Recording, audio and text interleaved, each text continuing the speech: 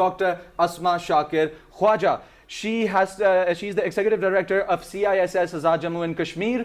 Assalamu alaikum, ma'am. Great to have you here, and with the good news that India is getting the boot where it deserves by the Pakistan Armed Forces. It is a good news for the country indeed. What is your take, and where do you see the conflict going further? See, it is a very interesting and important thing one needs to know, that we need one to start a war, but we need two to stop it. So until or unless Mr. Modi and his regime and his ideology, they don't accept that war is a zero-sum game in South Asia, war would only bring more misery to the region, and peace is the prudent option. No one can stop this war. Because why I'm saying so? Because Pakistan, from the day one, is requesting India again and again, requesting international community that they should play this their role to knock some sense in the heads of Indian leadership. But no one was bothered.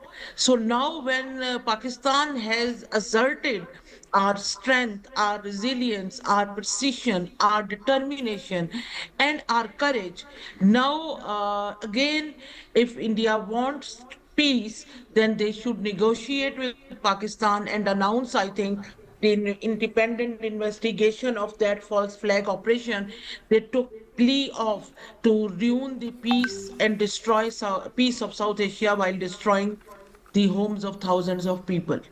So from here, I see, until or unless there is a political will among Modi regime, continuation of this this threshold which we are seeing now. The days are like comparatively calmer, but the nights are it is, I think, consecutive fifth, sixth night when the night is more testing, and that needs more resolve. But Pakistani nation and Pakistani military, I would like to appreciate, I would like to salute Pakistan Air Force, Pakistan Army, Pakistan Navy, who are all set, all vigilant, all prepared, all ready to face the enemy heads on.